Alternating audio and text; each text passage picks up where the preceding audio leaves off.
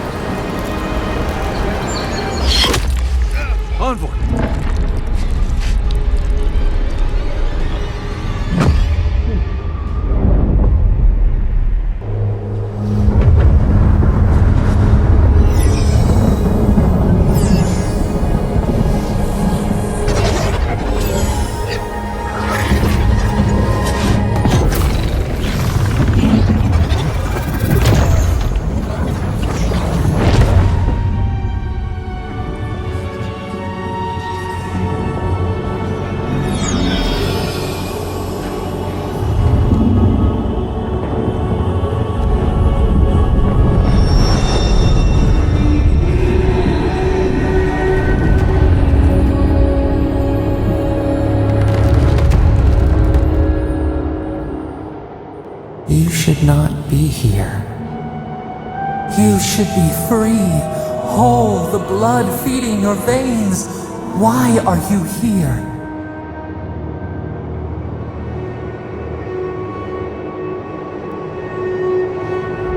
The arrow struck. Then your soul found us, here in the emptiness, where the gods live and the dead wait. A cage, a prison.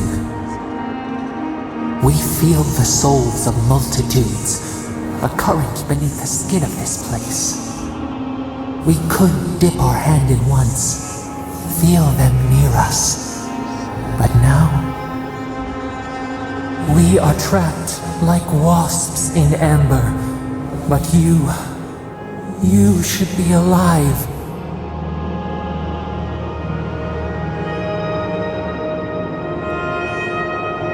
Worse, you died. Someone cut short your span. An arrow broke the skin.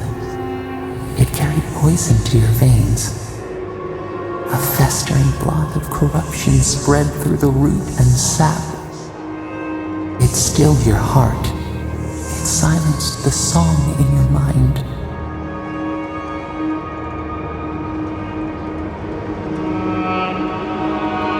Yes, we would see them hurt too, writhing like a dying adder. We can give you this chance. We could send you back. Just this once.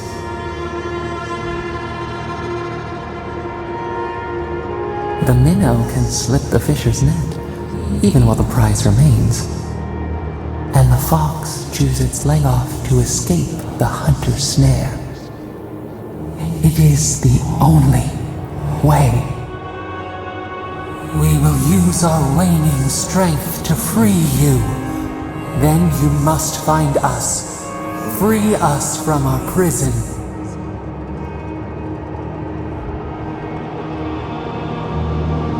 You are ours. We tend to the sprout on the bough. Breathe deep. All birth is agony.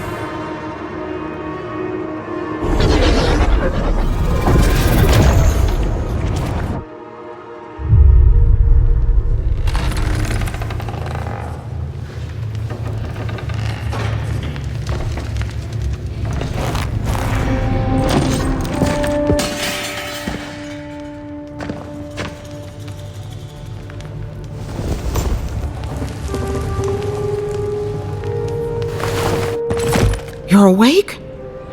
Thank the gods. For a second there, I thought I had a problem on my hands. A voice? Tell me more.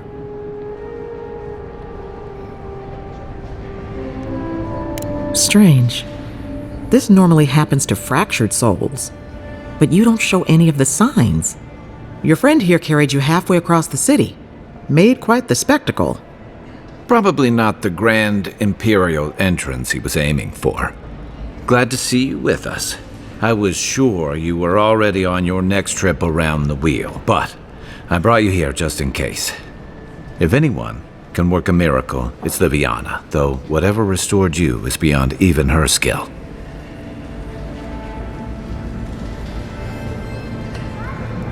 Oh, his guards bundled him away to his embassy before you hit the ground. He's safe there, probably cozied up with velvet slippers and a glass of something expensive. There's something I still don't understand. Envoy, you died. I suppose it's possible. Not that I can prove it one way or another. What does this mean for him? Should he expect anything else strange? Other than coming back from the dead, I mean. That depends on a few things. Visions and hallucinations? Likely. Manifestations of past lives? Uncommon, but possible. Sounds like the echo of a past life. I wish I could tell you more. This is far beyond my expertise. You should visit Runid, our local watcher. She would know what to make of your strange, stubborn soul. One who sees into the spirit realm, speaks to the dead, and knows the past through their eyes. A watcher examines the soul down to its very core. I can't think of anyone more qualified for the job. Sometimes it's easier to ask for forgiveness rather than permission. Runid's shop is in the hills to the northeast. A bit of a walk. Just head out of the gate to the east of town and follow the path that curves to the north. It should be perched up in the hills. Oh, but avoid the watcher in Hightown. She's a known charlatan. I'll send word to the ambassador that you survived, but he'll no doubt want to talk to you.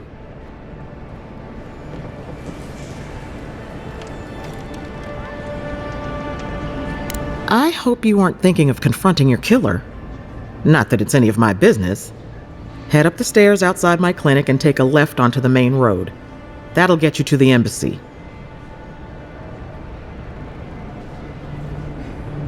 Apologies. Paradis is a bit of a maze, especially to newcomers. Don't worry. I know my way around. Which is why I should go with you. Your assassination is bound to have stirred things up. Your troops are going to be on edge until your killer's found, and some of us still have to live here. Don't mention it. Besides, I don't want this to blow up any more than you do. The sooner we solve your murder, the better for everyone. And we should talk back at camp. I'm hoping you can help me understand what just happened to you.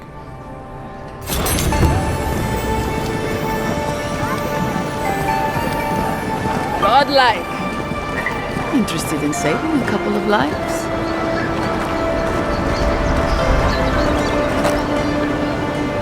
So, you're that godlike, the Adiran envoy. You're the one who saves the ambassador from the strangle root, right?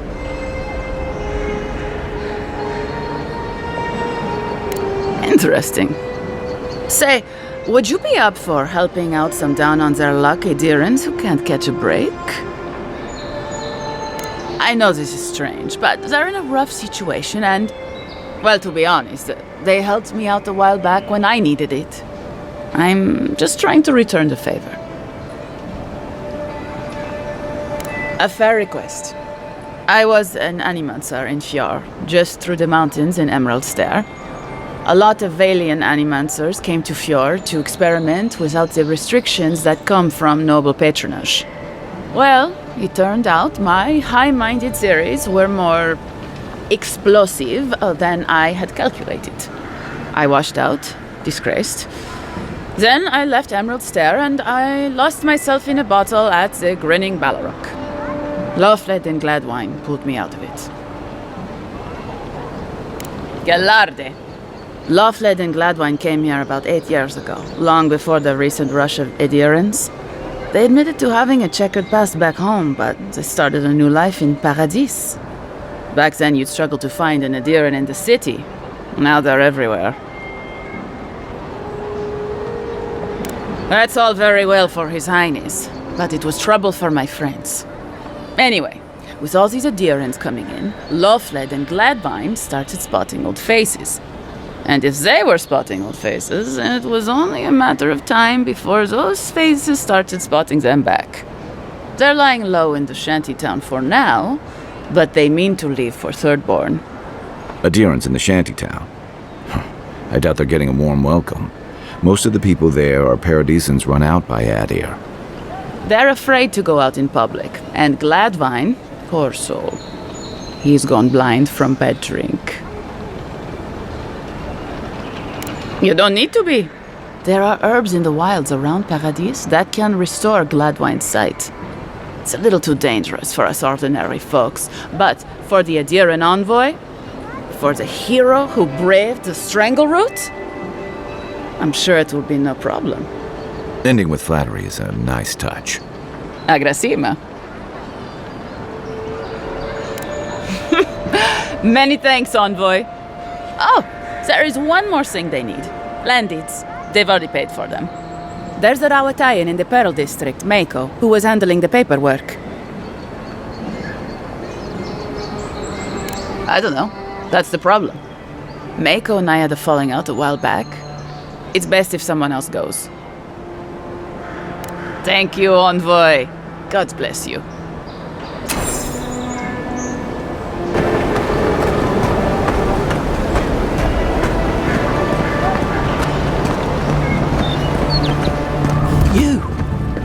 You died? But you're here? Gods, am I glad to see you? None of the clerks believe my story.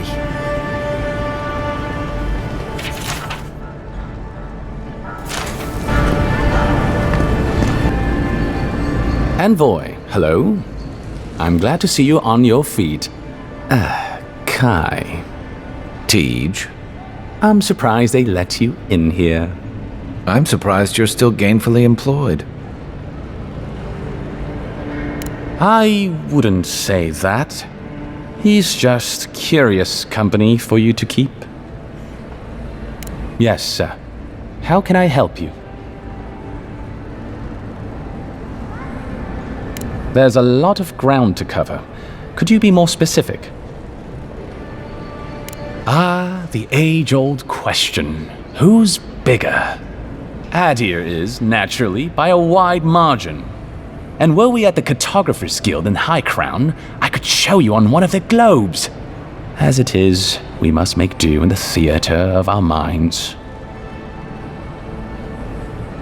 The living lands are more arid than Adir, and the island is more prone to storms.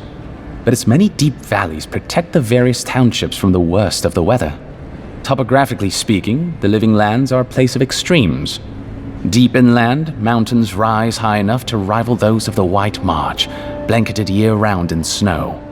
While east of the volcano of Mount Forja is an acid sea that sinks far below the level of the ocean. The lands between them are riven with deep clefts in the earth and isolated by wastelands of sun-baked sand dunes. The living lands are located in the far north of Aora. Adir is southwest of the living lands, situated along the equator. I'll share what I can. There is no singular authority in the living lands. Not yet, anyway. I shudder to think what the living lands would look like under your rule. Well, to start, there'd be a lot more brothels. Charming. Power is invested in the leaders of the various townships scattered across the island. The largest are Fjord, Thirdborn, and Solace. None of which, I will note, are as safe and orderly as Paradis.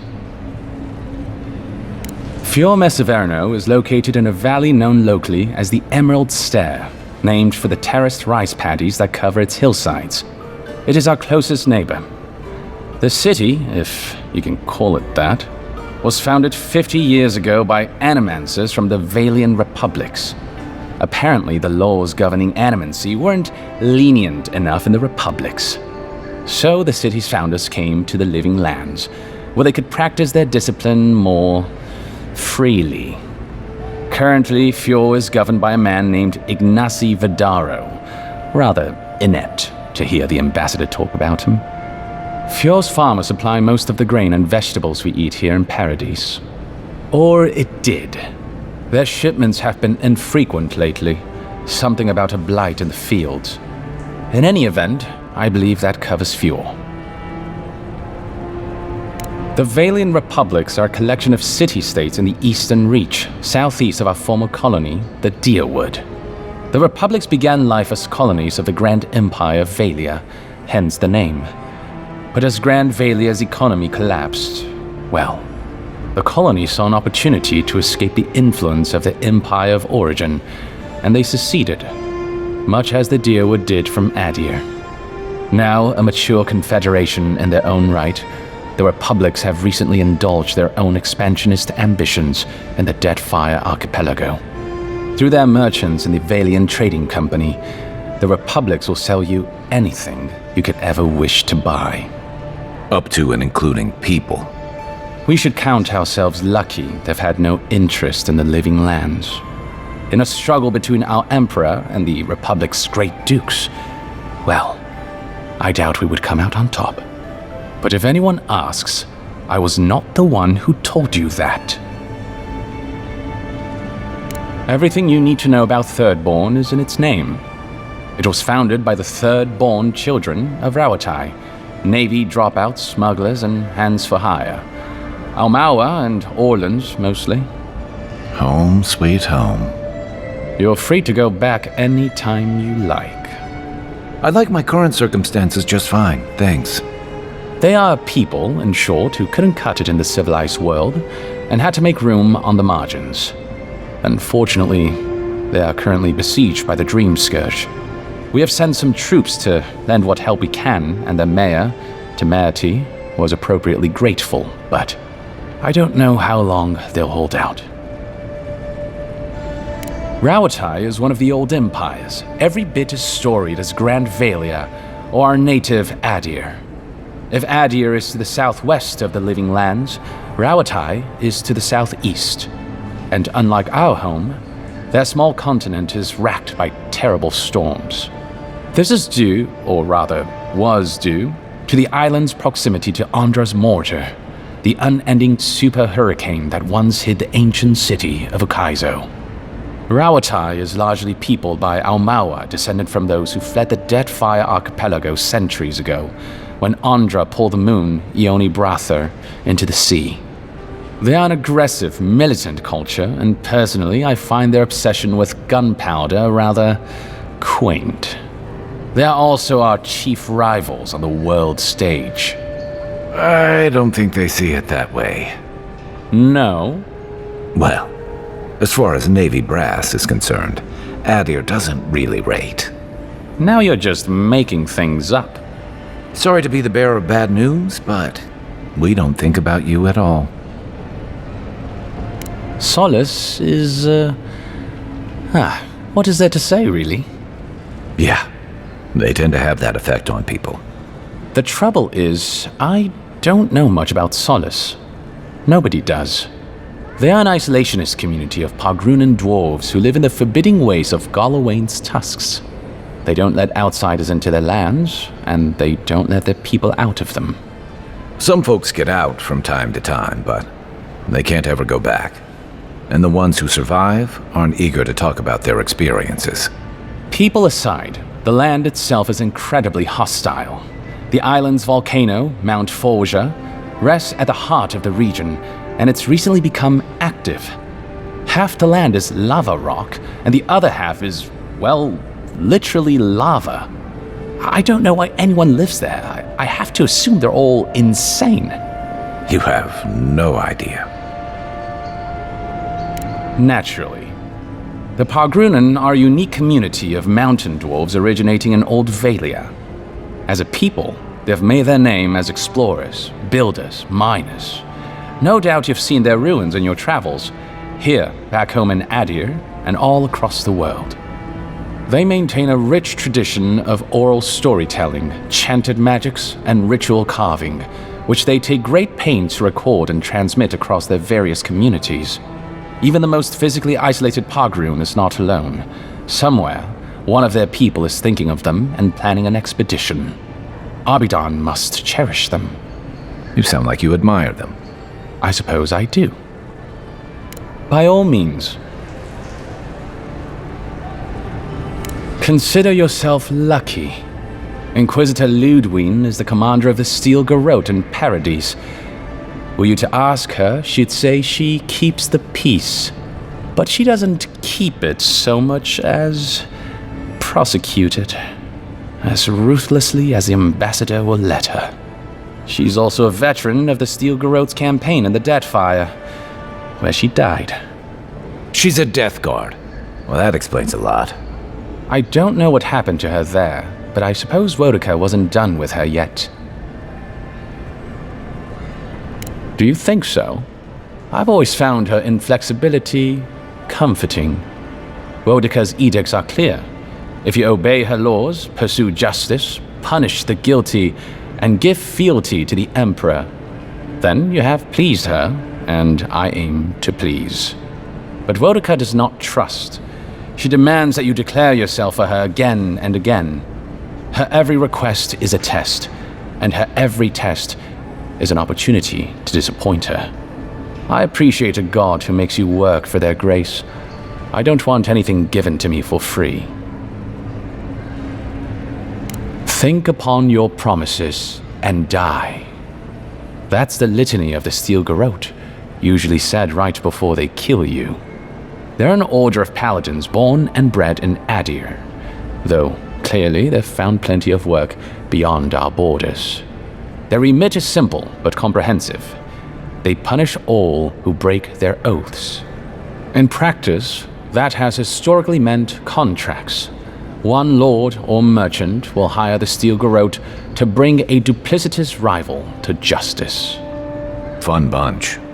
What are they doing in Paradis? Since the events in the Deadfire, their operations have expanded. The Steel Garrote has always been associated with Wodica. Now, they are explicitly her order. And they go wherever Wodica's priests, or Wodica herself, believes there is a need for them to go. The Living Lands are a dangerous, lawless frontier in sore need of order. Thus, they are here. Or so the Steel Garrote say. I only met her once. She was a mid-level member of the Steel Garrote then, chasing oathbreakers who'd fled Adiran law. She'd come back to the Imperial Archives to borrow a map to a place called Oathbinder's Sanctum.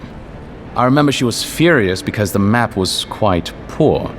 She worried about finding the place, about properly executing her duty to her god. She wanted, I think, to do a good job.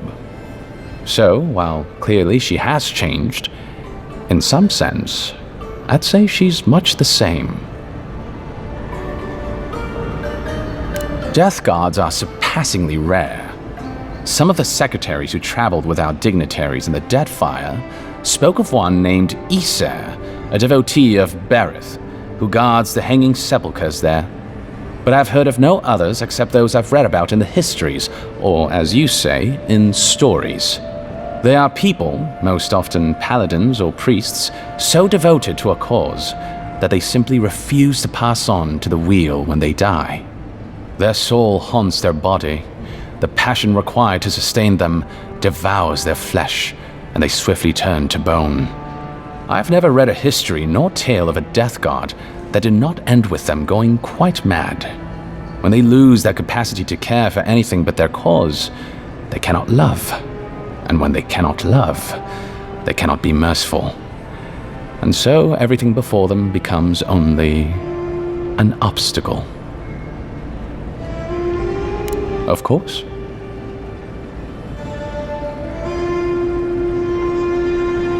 Well, you'll notice I'm nearly always here. If that man sleeps, I don't know about it. He wouldn't say, but I believe he relied on the claviger far more than he lets on. And without the claviger's steady hand at the rudder, The ambassador's struggling just to bail water from the sinking ship that is Paradis. Claviger Amon might have tolerated a little more chaos than the ambassador liked, but he kept this place humming. He's not someone you can easily replace, and not with one man alone. It's a difficult job. The pressure sometimes gets the better of him. But if he loses his temper now and then, I can't blame him for it. Better him than me. He doesn't know what to do with himself. You know, in our first days here, he'd often walk to the end of the docks at sunrise. The work was done, the embassy was closed, and he'd still be wearing the same clothes he'd slept in at his desk. And he'd just stare out over the sea. He always seemed dissatisfied back then. I suppose, years later, he still does. I'm an open book. What would you like to know? If you're looking for a particular year, the first thing you should know about Paradis is that this isn't the kind of place where the locals keep records. And though it might be considered a distant backwater by the rest of the world, this city is the height of civilization by the standards of the living lands. As for who calls this place home, I suspect you could find a criminal, confidence man, or prophet from every civilization in the world here. Hey, come on. You're gonna give the envoy the wrong idea. We've got draft dodgers, courtesans, and revolutionaries too. You know, all the fun people. In any event, as far as I can tell, Paradis has been this way since its inception. Thus the eclectic display of architectural styles. If nothing else, this city is a reflection of the countless people who have passed through it on their way to the interior. Look, for all that I complain about this backwater, there are good people here. Same as anywhere else. People who want to be able to walk to the market in the morning for their bread and eggs and know they won't be mugged. People who like it when the mail comes on time, and their skates are made from real copper, and their neighborhood peeping Tom ends up in the stocks. Those people, good and honest people, who pay their debts and honor their contracts and remember to thank the gods, they like us a lot. Depends on who you ask. Ambassador Heelgard will tell you that our remit here is to establish a secure and orderly environment from which to engage in trade. Inquisitor Liudwin will tell you we're here to break the frontier. So, which is it? Why not both? That's where you come in. Whether you find your desires aligning with the ambassadors or the inquisitors, neither can succeed until the dream scourge is ended. We are only beginning to see its effects here in Dawnshore, but the closer to the center of the island you go, the worse it gets. That bear you and the ambassador encountered in the Strangle Route isn't even the worst of it, and the tide of this soul plague is rising higher every day. The Resistance, as such, are largely a group of misfits and criminals intent on undermining the rule of law. They take out loans with small adherent banking houses and do not pay them, then assault the bankers who attempt to collect. They agree to contracts with families in Adir seeking homes, and when their ships arrive, promptly abandon them. When we levy a small tax to fund the repair of city roads, they set our counting house on fire. And when our fishermen return to port, they board their ships and sink them. That's certainly one way to characterize them. It's not exactly wrong, but it's not exactly right either. For decades, people like them ruled this city through fear. We imposed order, and now they oppose us. You, unfortunately, were caught in the crossfire. Of course. I trust whomever told you to consult a watcher also told you to avoid the one in the city. She is a liar and a thief. Oh, did you take your money? No. Anyway, watchers are individuals capable of perceiving souls. The soul may be in a living body, or it may simply be lingering, waiting to pass into the in-between. In either case, interacting with a soul allows a watcher to glimpse a person's past lives or their most deeply buried memories. Watchers are incredibly rare, and in Adir, highly controlled. Many people wish to know who they were in a previous life, and do not like what they learn. The smart ones stay hidden. They do not announce their powers, perhaps not even to themselves. Even a careful watcher risks inadvertently revealing themselves by knowing something they shouldn't know. Of the ones that are public, little is concretely known. But we hear things. They make good judges in Wurka's courts, so long as they're controlled. The lords, it's rumored, buy and sell them to collect blackmail on their enemies.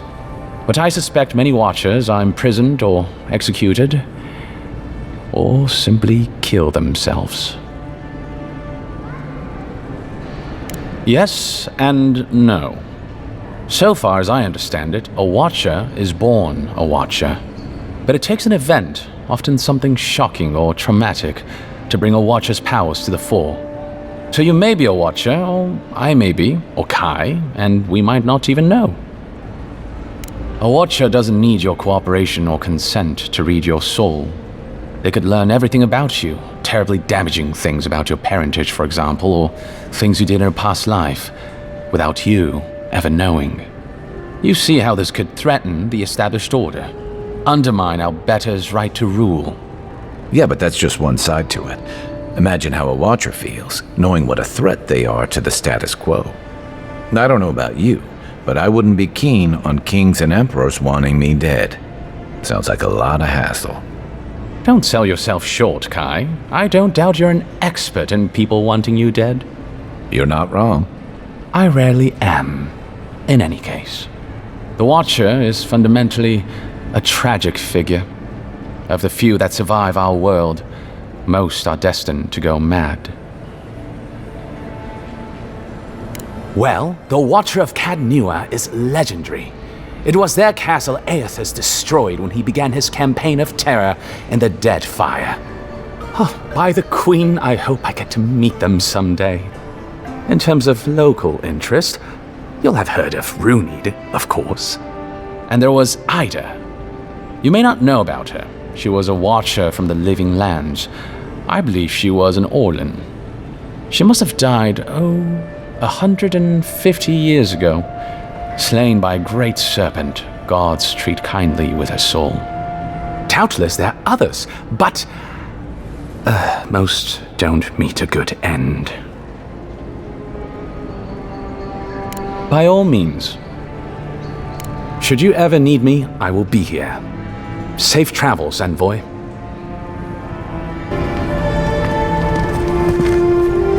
I can't believe you're alive. When they dragged you to Liviana's clinic, I assumed the worst. How do you feel?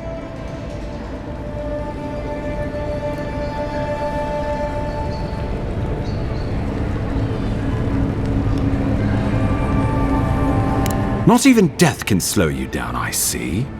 But we'll return to the topic of your untimely demise shortly. Our first order of business is your purpose here in the Living Lands. You said you had a missive for me from the Emperor?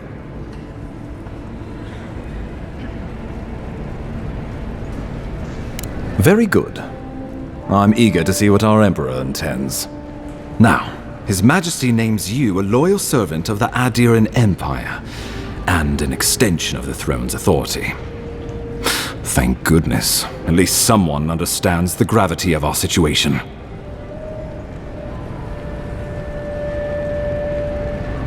With that, I had better news for him. You've seen how wild the Living Lands has become, both in nature and in politics. Sometimes I think the island has a mind of its own. No sooner had you arrived than you found yourself at the center of our troubles. At this point, I can't rule anything out. We're in uncharted waters. This embassy has no shortage of political foes, but the Dream Scourge is what keeps me up at night. You've seen firsthand what it can do in nature. We can't let it reach the cities.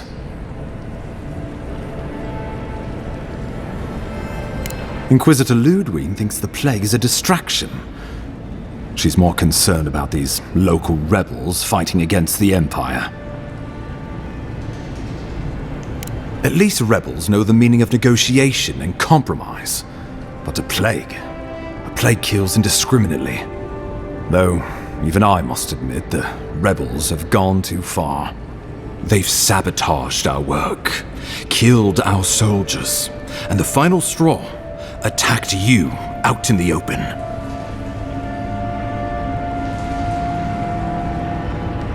All the more reason to strike first, or so the thinking goes. Whatever their reason, we have to retaliate for the good of the Empire. I won't lie to you, Envoy. Our position is tenuous. If we can't even defend ourselves, how are we to defend the living lands? But defend it we must, for the sake of everyone who calls this island home. Inquisitor Ludwig demands that someone hang for the attempt on your life. These Paradis and rebels must face justice.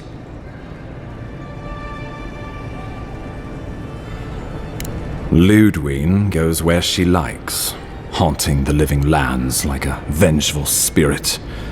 She'll reappear when she chooses, and not a moment sooner. Let's make sure to give her some good news for a change. Not many get a chance to solve their own murder, you know. I know someone who could help. A dwarven tracker named Marius. Kith or beast, there's little he can't find. He's staying at the Grinning Ballarrock, not far from Liviana's infirmary. We just take the main road east to the market, then head down the stairs and cross the canal. Rough part of town, even by the standards of Paradis. Marius is from the Tusks, about the harshest and remotest place the gods ever created, even by the standards of the living lands. Trickery, lies. The gods did not build this place. Let's just say no one survives out there without picking up a few skills, the kind we'll need if we're going to find hidden assassins. Especially if they're from the streets of Paradis. I suggest you recruit as many allies as you can, but choose carefully. They, like you, will represent the Empire. But before we can send you off to parts unknown, we need assurances from the local healer that you're fully recovered. After all, you survived a brush with death. The health of your body is one thing. The health of your soul is another. An unusual course of treatment, but who am I to argue? Remember, the assassin is out there. You have the element of surprise. I suggest you use it. Oh, I wish I could see the killer's face when they realize the hunter has become the hunted. We'll talk more of the Dream Scourge when you return. Until then, Envoy. How about we start with Marius at the Grinning Ballarrock? Besides, I could use a drink after all this.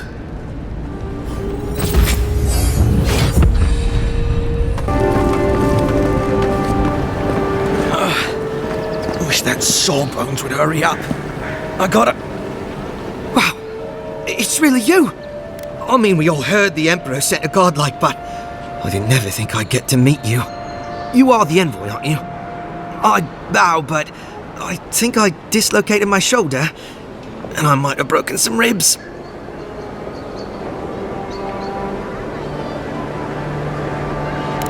Is that the lady who brought you back from the dead? Tycg, the ambassador's secretary. He told me you got sniped the second you walked through the gate. Thwack! I couldn't believe it. I mean, talk about getting off on the wrong foot. Anyway, don't worry about me. The Sawbones is going to escort me to the clinic any minute, and I'm not exactly in a hurry to see him. Not until I get help from my brother. If Adir's medics are anything like Rowatai's, we'll hear your screams from 3 blocks away. Oh, good. That'll be a lot of fun for everyone. My brother, Cadman, and I ran into some trouble exploring a temple north of the city. Bears and traps and gods. What else? The floor collapsed from under us. He couldn't walk too well, and yet our captain wanted to keep going, so he sent me back for help. We're with a team from the Free Expedition Corps. We've seen a lot. No place like this. I fear for their lives, Envoy. They descended into the temple through a route off the Pilgrim's Path, just north of the city. You'll know you're headed the right way when you see trail markers and rock stacks the pilgrims left behind. We posted a guard out front, Sedgwin. Let her know I sent you, and she'll let you pass.